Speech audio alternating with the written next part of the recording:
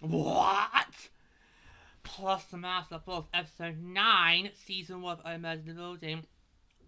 Oh my freaking god. It's Jan! I mean, I did not see that one coming. Oh my god. Right, well, come on to the reveal at the end of the show, because I'm confused. How could it be her? How? I'm so confused. Anyway. But yeah. So, speaking of Jan, let's get the first bit of news out of the way. She's not dead! Oh, and I got confused. Apparently, it wasn't shooting, it was a stabbing. Well, it was, in my defense, it wasn't very clear, was it, in the last episode, how Jan had been, knocked out. I mean, there's blood, and I really thought, oh, gunshot. I mean, because obviously we've had a gun mentioned in this show so far, so yeah, so got a little confused there. She wasn't shot, she was stabbed, but I was very, very, very shocked to see that, she was alive. I mean, I just could not believe that. I mean, so I was stunned to see that she was alive and well in Charles' apartment, where she spends pretty much the entire of the episode trying to feign being wounded. I mean, oh my god. I had no sympathy. I mean, Jan put, literally sunk any hopes in me like at the end of during the last episode. But the hatch kept trying to be like, oh, I'm fine, it's about being wounded. And I was left to be stabbed. I'm like, bitch, you brought it on yourself. Clearly you brought it yourself, given how you know how to kill her. Yeah, it's like, oh, poor me. She get the violins out going, bitch, cry me a river. Honestly. And even when Sass was getting bold, and I was like, well, how come last week when I made suggestions, I was sent to get stabbed? And at that point, I was like, bitch, shut the fuck up.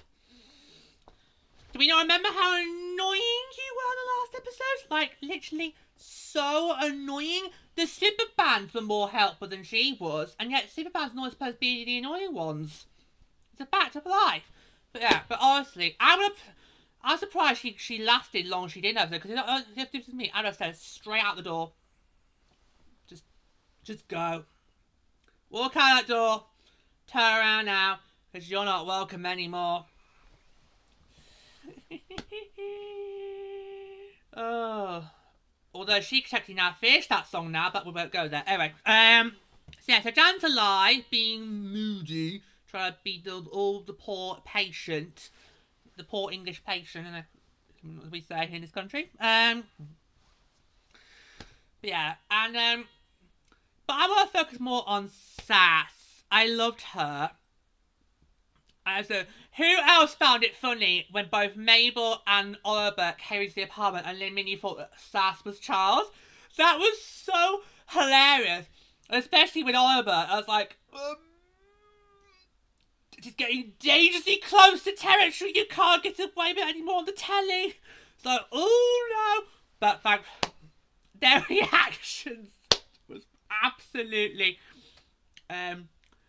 priceless. But yeah. But Sass was a more better amateur detective than Jan was, because Sass brilliantly made it very, very clear, what have we been missing? What have we not been focusing on throughout this entire season? And that is, of course, the motive. Because we learned in the last episode that not only did Tim get shot, he got poisoned before he was shot. So a double whammy, he got killed twice. And yet they said on Merlin it couldn't be done. Well, it was. Anyway, that's a completely different show. I've not got time to explain. Yeah, because obviously, for somebody to poison him and then shoot him, it has to be preordained. Somebody's got to have that stick of a mind to want to do it. So yeah, so Sasa, where were you 9 episodes ago? We should have had you on this case sooner. We could have got closer than last week. But yeah. Okay, speaking of last week's actions, as expected, Oliver did have to do that retraction. Wasn't the best of retractions? But it's like, oh well, that's what happens when you make a show on the go. I'm like, Oliver, that is not a good one. You're lucky that Teddy and Phil are already in deep shit it is, otherwise they probably would sue your arse off. Because as I said the last episode, even though we know that Theo and Teddy didn't do it at the end of the last episode, that does not mean they are squeaky clean. Because Theo did kill Zoe, and Teddy did threaten Tim to keep stump about it. So they're not that squeaky clean. So just be thankful they've got that on their records. Otherwise, I think Teddy would have a right to see your arse off, Oliver. That was not the finest of retractions. Right. And then if things couldn't get any worse for our trio, we then have the board meeting. Because poor Oliver has now been sort of evicted. We feared this might happen. But no. But Bunny has stepped up on the warpath. And oh my god, was she a cold-hearted bitch! And the tennis meeting's like, right, all those in favour of voting to evict him. And I'm like, hold on a minute, who made her head of household? It's like, Julie Chen, do something! It's like, who made her the head of household? When did those three get put on the block? This isn't, okay, it's just no. It's like, oh my god, Bunny, what a cold-hearted, ruthless bitch. Because unfortunately, the podcast has now made the building a bad reputation. But what can you expect? And as Oliver rightly said, if it wasn't for them, because we saw in episode 2, we had the first tenants meeting, we saw how none of these neighbours get on. Okay? We saw how none of them get on. So Oliver's right. If it wasn't for the podcast, murders in this building would still go on, and nobody would have a clue about it.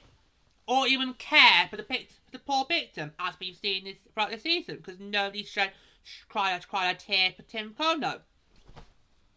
So there you go. So, I was kind of with all of them, like, yeah, no, you should be instead of trying to evict us from the Big Brother house, you should be focusing on the fact that if it wasn't for us, you all easily could be murdered in your sleep, and nobody would know about it. So, yeah, and well done for Howard, because I'm sorry,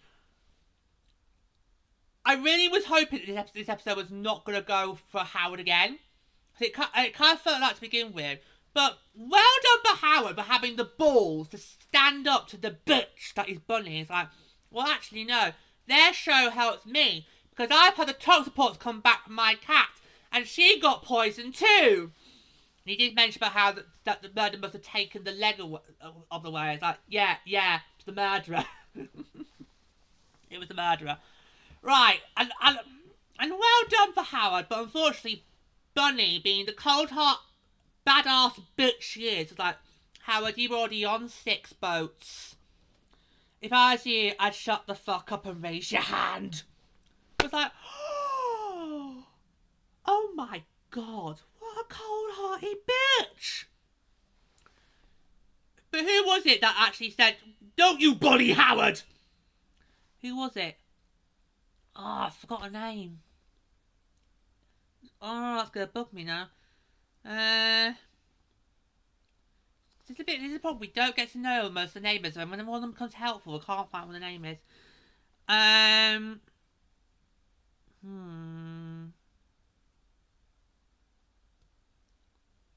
It was Tim's next door neighbour. Oh, I don't know who it is. Anyway. But unfortunately, they've all been evicted, and Charles, oh my god. This episode made me not like Charles. I mean, I'm kind of leaning on the trio, I'm kind of leaning towards Oliver and Mel being my favourites, but this episode just put me off Charles, the way he was behaving. Okay? Because let's remember, you and Jan have only been seeing each other for a few weeks. It's not been the rockiest relationship. And of course, on the last episode, you just proudly boasted that you two had sex. So I know you try to be all shivery and stand by your woman, although that's not how the song goes. Alright, but we're going to make an exception here. I know it's not how the song goes, but unfortunately, we've got to make an exception here because it's the other way around on this occasion. Okay. I know you want to stand by your woman, Charles, but, let's remember, if Mabel or Albert didn't do what they did in the last episode, all three of you would be pushing up daisies. You all would be dead in the ditch. Right? Because let's remember, in the last episode, Teddy did threaten them, if you do not end this show by, 7:30 in the morning, I'm killing you all. So Charles, be grateful for the fact that you're still alive and can still do nookie with Jan. Well, you might not want to now after what that revelation was. Yeah, but and Charles having a go. I did not like having a go at Mabel in the lift. It's like, I mean, she was already on this before the podcast, but that was just uncalled for. I mean, I know we're told to respect elders, but I'm sorry, you need to respect us sometimes as well. That's not okay, Charles. She may be 28, but that does not give you the right to have a go at her in the lift. Do we not remember what happened with Beyonce and Jay-Z? Alright? So let's face it, the lifts are not the best place to have an all-out barming. Especially if there's CCTV involved. I don't know why Salon didn't check that first before she started delivering Jay-Z to a pulp, but he did deserve it. He was messing about with Becky with the good hair. Anyway, back to this show. But yeah, but I was like, But those, so, fractures are back again with the trio. Honestly, but oh my god, this episode really put me off Charles. Like, if you want to be out, fine. Out. You're out. Don't bother anymore. But don't have a go at us, because we are still invested in this, and we're going to keep going, because there is technically still a mystery to solve. Yes, they did solve one murder, but it's not the murder that the whole show is supposed to be focusing on. I bet they're regretting not only focusing on the building now, aren't they? Anyway, yeah, but oh my god, Charles, you deserved what you got coming for you in the end of the episode, mate. Because the way you behaved in the episode, oh my god, that put me right off him. So that leaves Oliver and May with Carol investigating, and they investigate the sex toys. I did wonder when I started the episode why they got brought up in the recap. Why we mentioned sex again? It's like, oh no. You'd think I'd know by now. If somebody's mentioned the recap, we're going to come back to it. Now, I don't think that's a thing we want to come back to, is it? No, but oh. Because I remember in episode 2 it was how sick I was when they discovered the sex toys. I was even more sick of the fact that we're holding them, prodding them. I was like, oh! No.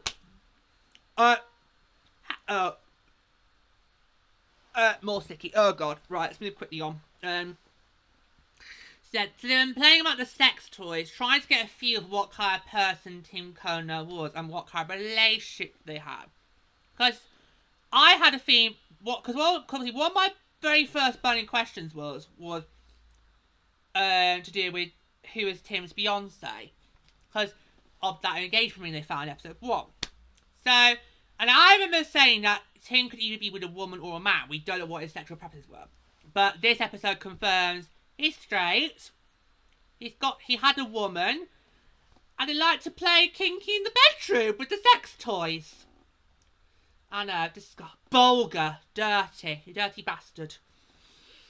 And apparently, they got a lot of kinky pins. According to Tim next whole day, there was very loud noises. So we'll leave that to your imagination, you dirty animals. Yeah. Okay. So Tim had a lady friend. That's all we learned about that. So we weren't really getting much of the sex toys until right at the very end. And I loved it. I just could not believe it. I literally was like, no. Because the cogs of my head was like, turning. I was like, no. It is Jan. So that explains why she was being such an annoying bitch in the last episode, because she was trying to throw them off the scent. But wouldn't it have been more bearish for her if they just let Teddy and Theo take the rap? You know, they go down, that's it, I'm off scot-free, and then murder who the fuck I like next. So I don't get how she then tried to put on Howard. You know, it was like, bitch, we did that in episode 3. Keep up! As I mentioned on the last one. But yeah, it just didn't make sense. And it still didn't make sense. She was busy going out. And then I thought, maybe it's Bunny. Well, I know Bunny's being a cold-hearted bitch. She's proving it. But I'm not sure she would commit murder. If she... No. No. We would know if it was Bunny. Because Oliver would have already been dead. Given the act she's had to grind on him for the whole season. But yeah. Jabba's has basically the last episode been that annoying armchair detective keeps saying every single person except the actual murder. And you just want to go, bitch, shut the fuck up and just watch the telly. Oh, ad break, go for a drink. When actually it's a pillow to smother your head. Oh, it's why it's so annoying, isn't it? It's always annoying when you're trying to watch the detective program and somebody's being the archer detective. I'm like, shut the fuck up, you've not worked it out. But yeah. So we get to the episode. Sass convinces Charles to make amends with Jan and goes to her concert. It's brilliant. He gets there just in the nick of time. He sat down next to this young guy who's like, I'm here to see my girlfriend. And he's like, so am I. The boyfriend's like, mine's a prodigy. And then, oh my, does the bombshell get dropped. The bombshell gets dropped. Because you have the conductor comes on the stage. Okay. And says, we're going to make an exception tonight to put a spotlight on our first chair bassoonist, which is actually, I forgot her name, but it's a young female, and the guy next to us like, that's my girlfriend! Oh god, he clearly just got laid, doesn't he? He's too giddy! Oh my god. And then look on Charles' face! That serves you right, mate. That serves you right for being evil to Mabel. That serves you right. But hang on. We're back in the apartment. Oliver and Mabel have got something. Mabel's like, Oliver, why is there a bazoo cleaner amongst the trash? Ah! So it's Jan. Oh my god. And I kid you not, I did not see this coming. So is she Angel? Or we not or has that been done? It's quite confusing now, isn't it? Has the Angel side been done or not? Is that Teddy? Was that not Teddy? Oh god. But oh my god. I'm so confused now. Because I would never, and it's always, right, it is always the last person you would suspect. But I would never, have never in a million years put Jan on the top of the suspects there. And we've had some very balmy suspects put on this list, haven't we? We've had Howard in episode 2. And then get investigate episode 3. We had Sting, episode 3, investigate episode 4. Then we had episode 6, Teddy, put on the suspect list, and then we spent the next 2 episodes dealing with that debacle. Alright? But never in a million years would I put Jan on the suspect board. And yes, she was annoying last week, but I just thought this as being the annoying dumb blonde. But, oh my... I am so confused now. There's going to need to be a lot of answers and revelations in this finale. Because, oh boy, is my head spinning. So, Why is it Jan? Why is it Jan? That's going to be my burning question, because I'm just like, I am so confused. I am literally so confused. I'm just like, brilliant cliffhanger, brilliant way to end the episode, but I'm like, how, what, where, when, why?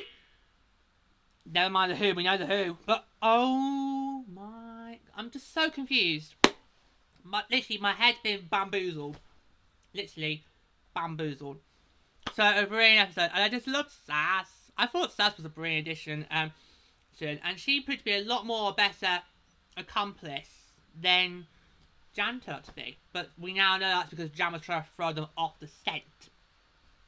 But I'm surprised it took them 9 episodes to now start thinking about the motive. But anyway, that's really the first thing you think of in investigation. What's the motive behind it? So, yeah, so... Oh my god, my head's spinning. But that is going to be my burning question to end this episode. Why is it Jan? Because it makes no sense. It honestly, right now, it makes no sense as to why this is Jan. And I'm really hoping we're going to get a lot of revelations in this finale, because we're going to need them. But, for me, that is the burning question for me after this episode. Why is it Jan who murdered Tim Connor?